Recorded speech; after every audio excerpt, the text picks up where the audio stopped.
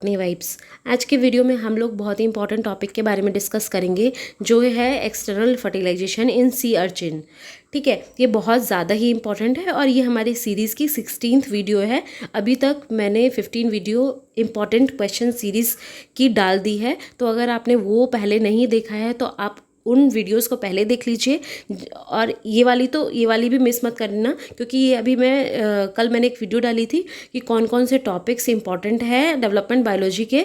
तो एग्ज़ाम तक हम सारे ही टॉपिक थोड़े डिटेल में कवर करेंगे, जिससे अगर आपके पास बुक नहीं भी है तब भी कोई प्रॉब्लम नहीं है, आप इससे नोट्स बना सकते हैं। ये नोट्स आपके इसके बाद इस नोट्स को पढ़ने के बाद आपको कहीं से भी रेफ़र करने की ज़रूरत नहीं पड़ेगी। सिर्फ इसको पढ़ने के बाद आप PYQ पे जाइए, PYQ सॉल्व कीजिए, आपके लिए बहुत ही बेनिफिशियल होने वाला है। ठीक है, तो अगर आपने अभी तक ये वाला टॉपिक नहीं पढ़ा है तो आप पढ़ लीजिए ये वाला, क्योंकि स्किप मत करिए। अगर आपने डेवलपमेंट बायोलॉजी नहीं भी पढ़ा है इस एग्ज़ाम के लिए, फिर भी ये वाले टॉपिक को जो मैं डाल रही हूँ एटलीस्ट उनको कवर कर लीजिए। आपको 4-5 क्वेश्चन देखने को मिल जाएगा, तो you will be glad after getting these questions in exam hall. So stay tuned. अभी सब्सक्राइब नहीं किया तो सब्सक्राइब कर लीजिए। चलिए स्टार्ट करते हैं अपने वीडियो के साथ। आज का वीडियो है हमारा एक्सटर्नल फर्टिलाइजेशन इन सी अर्चिन। सबसे पहले होता क्या है, रिकॉग्निशन के क्या स्टेप्स हैं। अब फर्टिलाइजेशन करवाने के लिए एग और स्पर्म्स को एक दूसरे को रिकॉग्नाइज करना पड़ेगा।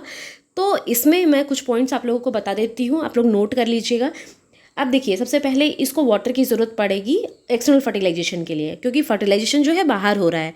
पानी की ज़रूरत, पानी जो है मीडियम की तरह काम करेगा दोनों को इंटरेक्ट करवाने के लिए। ठीक है, दूसरी चीज़ जो होती है कि स्पर्म्स और जो हमारा एग है वो एकदम क्लोज प्रॉक्सिमिटी में होना चाहिए, मतलब बहुत ही क्लोज होना चाहिए, तभी इन दोनों का बाइंडिंग हो सकता है, फर्टिलाइजेशन हो सकता है। थर्ड चीज़ जो बहुत इंपॉर्टेंट है वो है स्पीशीज़ स्पेसिफिक।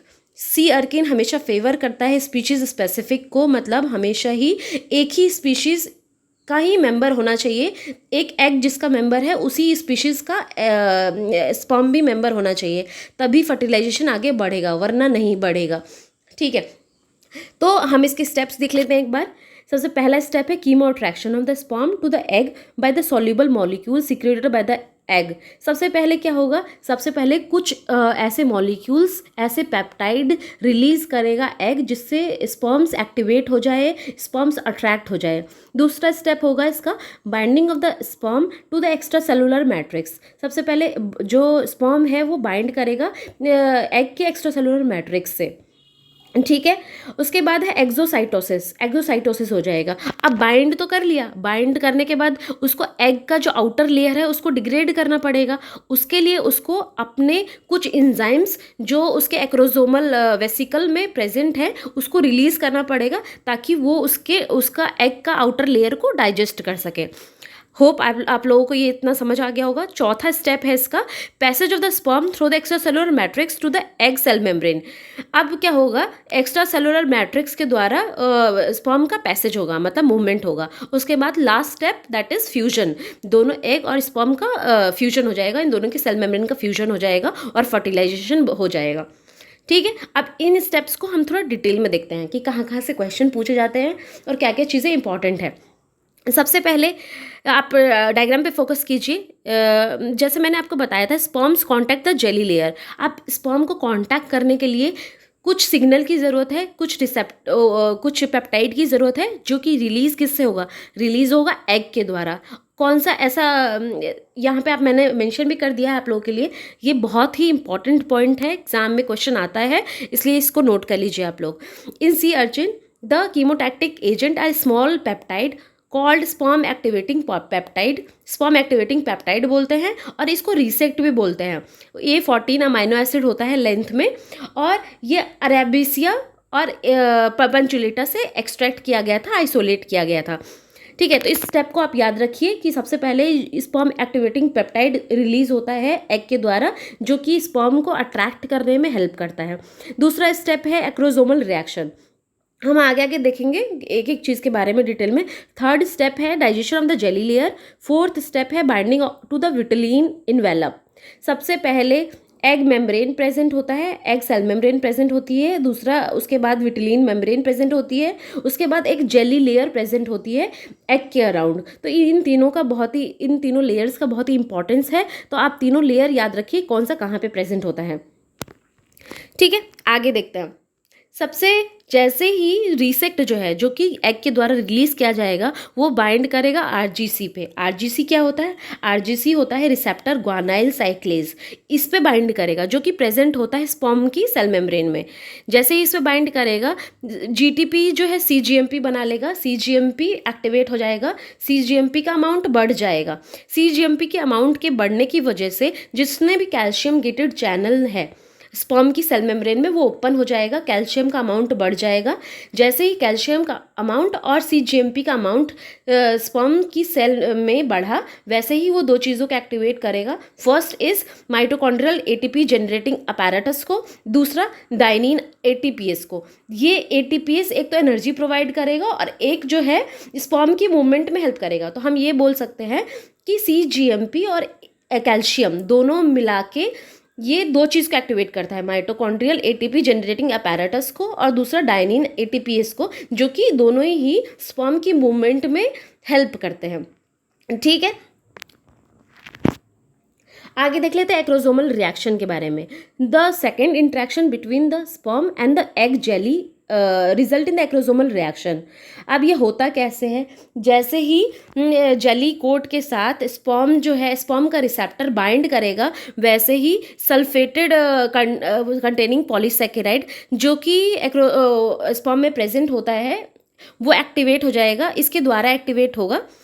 यहाँ पे देखिए आप, in sea urchin the acrosome reaction is initiated by the sulphate containing polysaccharide in the egg jelly that bind to the specific receptors localized directly above the acrosomal vesicle on the sperm cell membrane। Sulphate containing polysaccharide जो कि egg jelly में present होता है, वो किससे bind करेगा? वो bind करेगा कुछ ऐसे रिसेप्टर्स के से जो कि स्पर्म के ऊपर प्रेजेंट है, उससे बाइंड करेगा और ये पूरा प्रोसेस स्टार्ट हो जाएगा। जैसे ही एक्टिवेट हुआ रिसेप्टर जो कि स्पर्म के ऊपर प्रेजेंट है, ठीक है, तो वो किसको एक्टिवेट करेगा? पीएलसी मॉलिक्यूल को एक्टिवेट करेगा। मैं यहाँ पे आपको दिखा देती हूँ।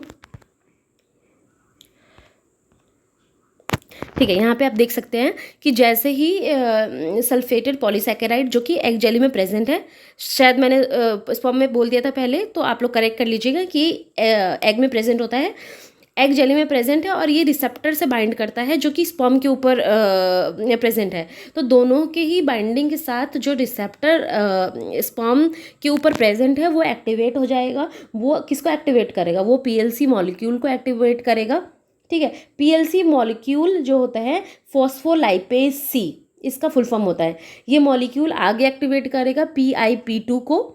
PIP2 दो चीज़ों को एक्टिवेट करेगा, दो चीज़ों में ब्रेक हो जाएगा। वन इज़ IP3 और सेकेंड वन इज़ डैग। डैग जो है हमेशा प्लाज्मा मेम्ब्रेन में अटैच रहता है, तो वो मूवमेंट नहीं करेगा, जबकि PIP2 जो है जो IP3 में कन्वर्ट हुआ था, IP3 बाइंड करेगा IP3 गेटेड चैनल्स से जो कि ऑलरेडी हमारे स्पर्म में प्रेजेंट है। ये इसकी बाइंडिंग के साथ क्या होगा? IP3 निकला, IP3 गेटेड चैनल जो कि स्पर्म की मेम्ब्रेन में प्रेजेंट है उससे बाइंड किया। उसके बाइंड करने के साथ साथ ही जो स्टोर्ड कैल्शियम है जो कि ऑलरेडी प्रेजेंट है उसके स्पर्म के अंदर, स्टोर्ड कैल्शियम जो है वो बाहर निकल जाएगा और इस कैल्शियम का अमाउंट साइटोसोल में बढ़ जाएगा। जैसे कि आप देख सकते हैं, ब्लू वाला एक रिसेप्टर है कैल्शियम गेटेड चैनल, जो कि अंदर स्टोर्ड कैल्शियम जो था पहले अंदर स्पर्म के अंदर, वो बाहर निकल जाएगा। कैल्शियम मतलब साइटोसोल में कैल्शियम का अमाउंट बढ़ जाएगा।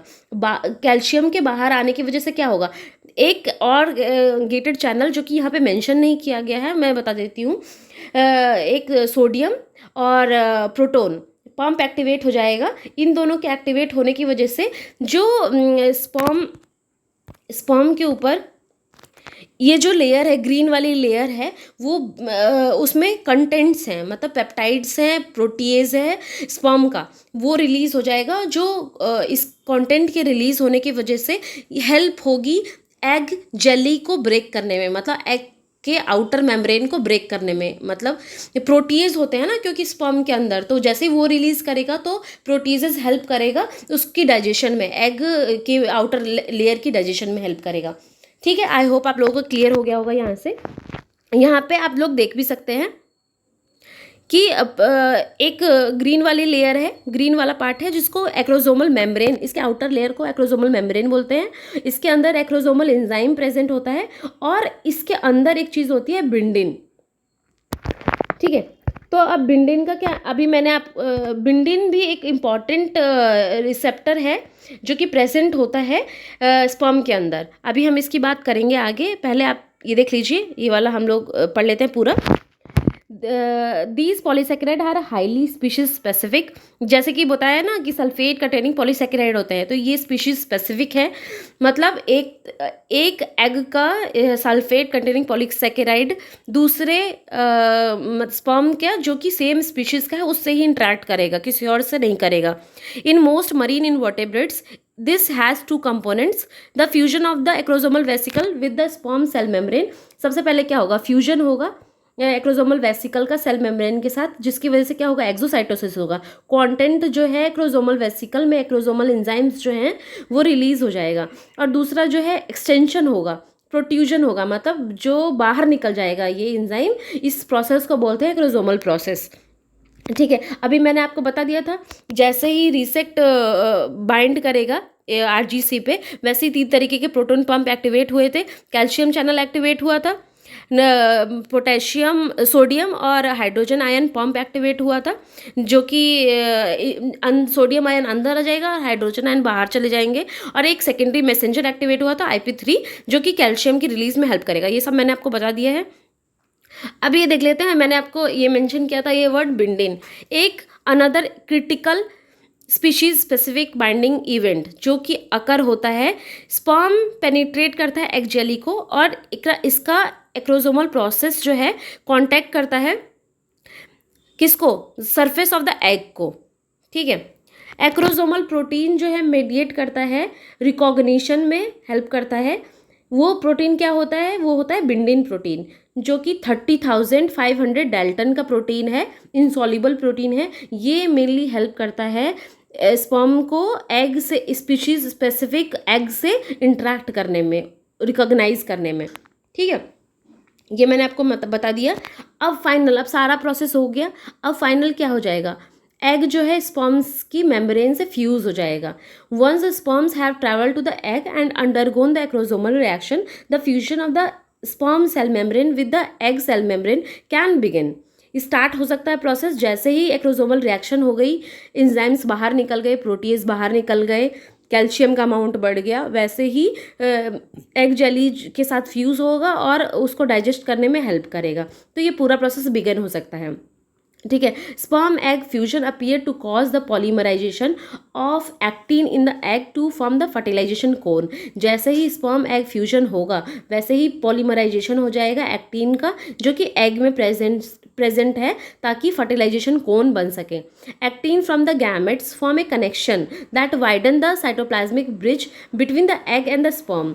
ठीक है, जो एक्टिन है गैमेट्स के अंदर वो कनेक्शन जो है थोड़ा और वाइडन अप होगा, मतलब बड़ा होगा, वाइडन होगा, और एक साइटोप्लाज्मिक ब्रिज बनाएगा एग और स्पर्म्स के बीच में।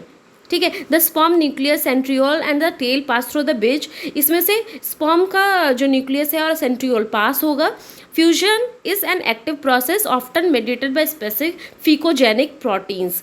कुछ प्रोटीन्स होते हैं इसके द्वारा ही एक्टिवेट होगा। ये पूरा प्रोसेस ATP को इन्वॉल्व करता है, एक्टिव प्रोसेस है। In sea urchin bindin play important role as a fusogenic protein. Bindin ने ही सारा काम किया है फिकोजेनिक प्रोटीन का ताकि ये प्रोसेस हो सके, क्योंकि बिंडिन जो है उसको अपने एग के को रिकॉग्नाइज करता है, उसके साथ बाइंड करता है, उसी को रिलीज, उसको एंजाइम्स रिलीज होते हैं उसमें से, एक्रोसोमल एंजाइम्स में से, जो उसको आउटर लेयर को वो करता है, ब्रेक करता है। तो आगे की वीडियोस में हम लोग पॉलीस्पर्मी इन सी अर्चिन देखेंगे, जो कि बहुत ज़्यादा ही इंपॉर्टेंट टॉपिक है। तो इस वाले वीडियो के थ्रू आई होप आपका सारा बेसिक्स क्लियर हो गया होगा, कैसे एक्सटर्नल फर्टिलाइजेशन होता है सी अर्चिन में, जो कि बहुत ही इंपॉर्टेंट टॉपिक है खुद में। तो इसको मिस मत करिए। अगर आपने अभी तक मेरे चैनल को सब्सक्राइब नहीं किया है तो कर लीजिए, क्योंकि आगे आगे बहुत ज़्यादा ही इंपॉर्टेंट टॉपिक्स को हम देखेंगे जो कि हमारी बहुत हेल्प करने वाले हैं। अगर हम कोई भी neither it is CSIR net life science exam, but अगर आप गेट दे रहे हो या फिर DBT JRF दे रहे हो या कोई भी असिस्टेंट प्रोफेसर का एग्जाम दे रहे हो तो उनमें ये क्वेश्चन पूछे जाते हैं, इन टॉपिक से क्वेश्चन पूछे जाते हैं, तो इनको मिस मत करिए। ऑल द बेस्ट गाइज, पढ़ते रहिए।